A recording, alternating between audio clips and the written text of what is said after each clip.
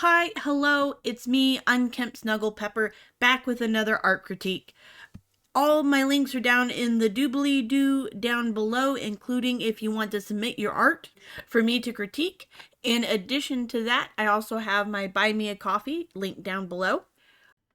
So this person states that they were going for a Magic the Gathering card sort of aesthetic, and they want to know what they can do to improve for future projects. So I tried to focus on making everything an actionable step. My first goal is going to be to compile more references. Why do I say this? These guys, these bee guys in the background, they look pretty cool. They look pretty sharp. Like they're defenders of the queen bee.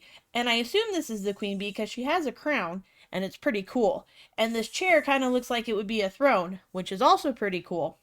But her dress looks very common. And I think compiling more references of various fashion is going to give you more in your visual library to work with. The next thing I would compile more references on is anatomy in general. Here we have a group of children, and a few things that I noticed. She's very tiny. Uh, for a small child, she would be a little bit bigger. And then with his arm, the shoulder is going to be a little different. While he's reaching up, the I don't know, the rotator cuff, your shoulder blade kind of goes up, and as you reach up or as you reach forward, it's going to go more towards your ear. And since he's reaching, his hand is above his head, his arm would be about there. There would be his elbow. His shirt is going to stretch as his arm stretches out until he reaches her dress. And then over here with this poor guy, so if he's on his knees, then both of his knees would come down to here, and his shoe would be over here. I'm not exactly sure what was going on. Um, I'm trying very hard not to sound nitpicky because I really do admire this piece. I think there's a lot of clever things. We have these guardian bees with their dark mask that make them look all shadowy and cool. We have a beehive with the big bee on it. We have the beehive on his shield with the bee and the flower and the letter B. We have a lot of cool detail going on in the throne, including that little bee. Yeah, I found him. Uh, Maybe I'll get a prize. My next action step number 2, is to make thumbnails before you do a big piece like this. I am horrible at this. I'm probably not the best person to give this advice because when I have an idea in my head, I kind of do it and figure it out as I go. But if we make a thumbnail, then one of our things is visual hierarchy. We want to notice her. We want to notice the child next to her. We want to know the child down here reaching for her skirt. So one thing I would do is how do values work? What I did is I filled in the entire layer and then I set the layer type to saturation, and this works in Clip Studio, Krita, Photoshop, anything where you can set different layer types. I believe in Procreate as well. So this is good. We have our lightest value here with her face, and then we have a white down here. And if we have this top-down lighting, this white is going to be further away, and so I would tone it down a little bit, and I would incorporate some creams for the highlights and some blues for the shadows rather than using gray to color in a white shirt. Nothing is ever pure white or pure black unless you spray it with that fancy black 2.0 stuff. It just won't be that way. Okay, so if I come down here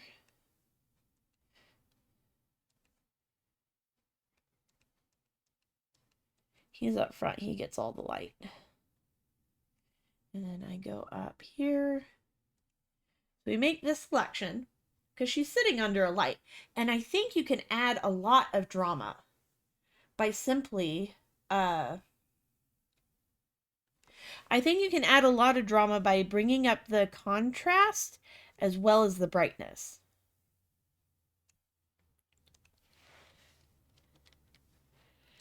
That changes the piece. That changes the piece a lot. And when we put it in black and white, we have a stronger visual hierarchy that we're going to notice. We're going to notice her face, his face, and then him tugging.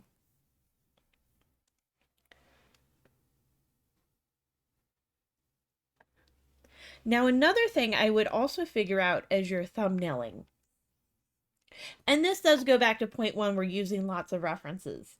So as you're thumbnailing and thinking out things like her cool honeycomb earrings, her antennae, which would also have a bit of a highlight, since they are in the light. And that would extend just a little beyond. Another thing I would consider is taking her hair and giving her a beehive hairdo. That's going to do a few things. One, this is my personal opinion. One, I think it's clever because she is a queen bee.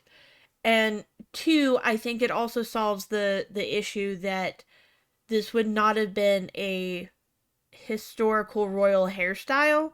And I understand fantasy is not historical.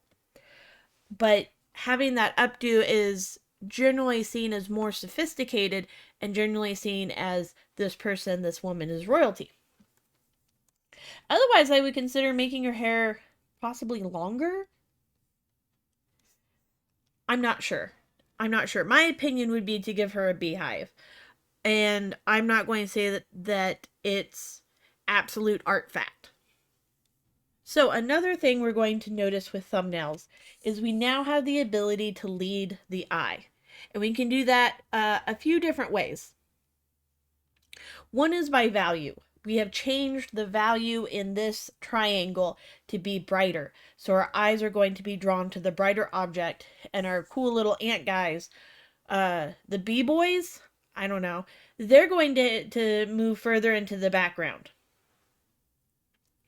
We have the ability to contrast with color. So we have this beautiful teal and her beautiful yellow skirt and her yellow hair. Another thing I would do to contrast the color more is bring up the brightness of her skirt, because that's going to lead our eyes.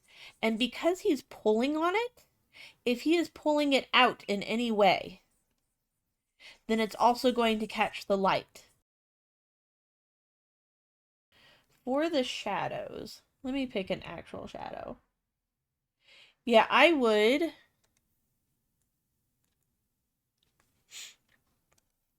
increase the brightness of the skirt. And then for the shadows, I would make them a little more saturated and a little more orange. I would actually swap. I would have the hair be more of a honey blonde and her skirt be more of that bright bumblebee yellow. This also gives us the face, the boy, and then her skirt's bright, so it leads us down to his hand and this little boy standing up front. I would consider in a historical dress, this again is just my opinion, one that is kind of Renaissance-y, where there's a bodice right here, and it can be nice and yellow. And then I would give her a square neck line.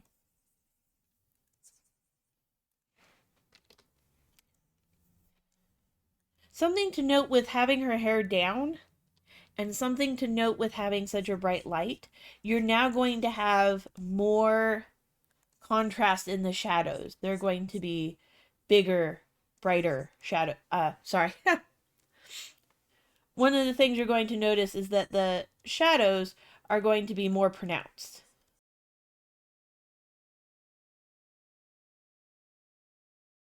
And then give her floofy sleeves, because why not? I love floofy sleeves. And then the bodice goes right up to this yellow. Since she's there,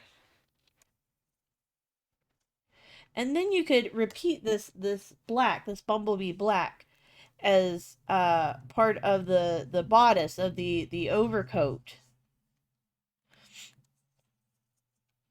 without being too on the nose in terms of bumblebees. And then it usually comes with a skirt that goes over, so it would go like that.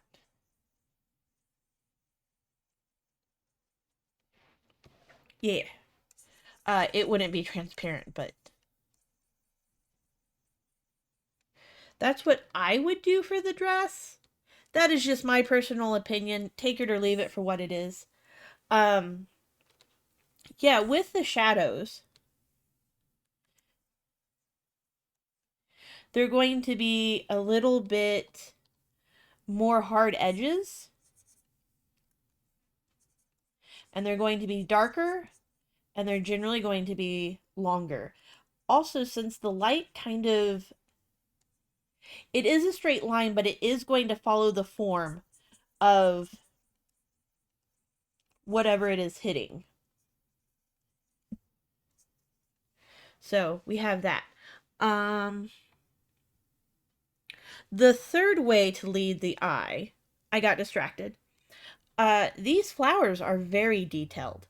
And what I would recommend is a general shadow shape and kind of a highlight shape and some petally shapes, and then save the detail.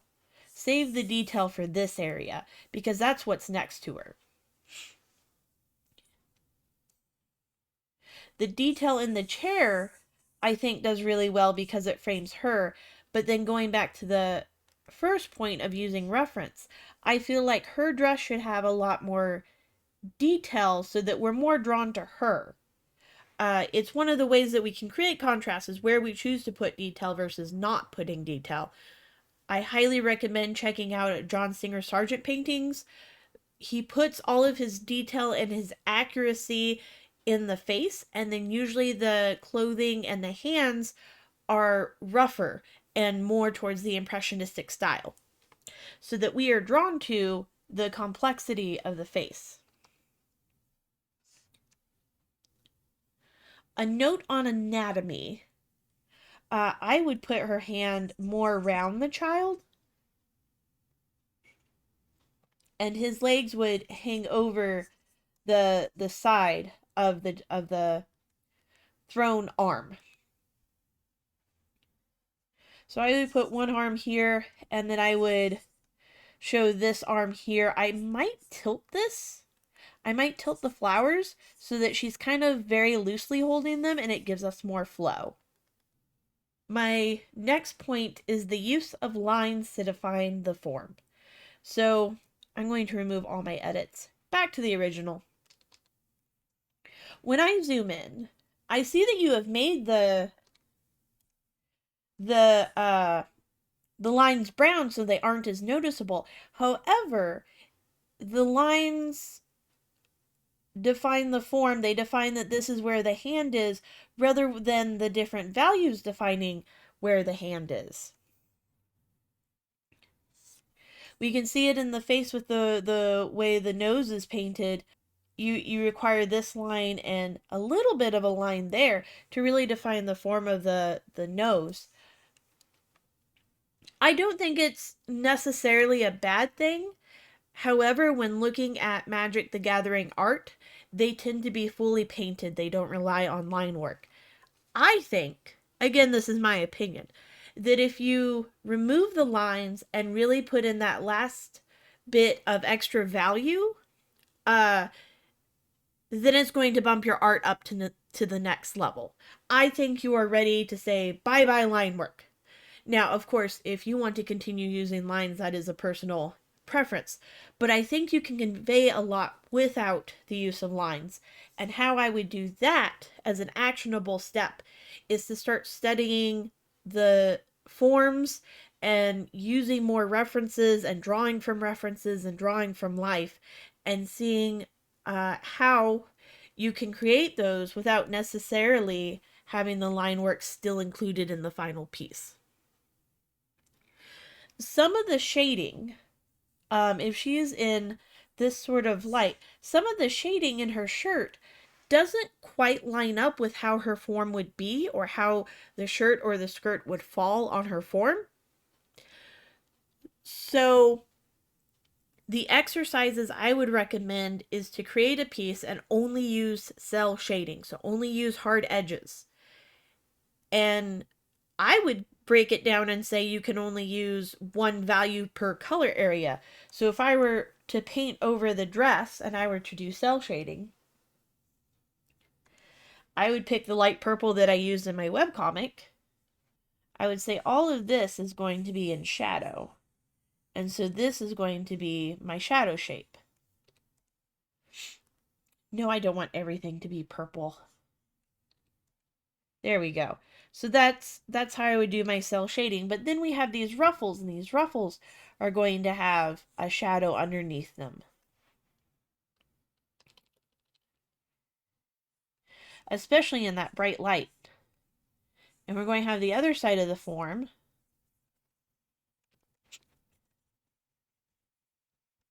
And again, I would make this a highlight as it points to the little boy. And it's fun to see what shapes are out there and what shapes you can create. And don't forget that as fabric goes to the floor, especially on long dresses like this, there are going to be wrinkles and such.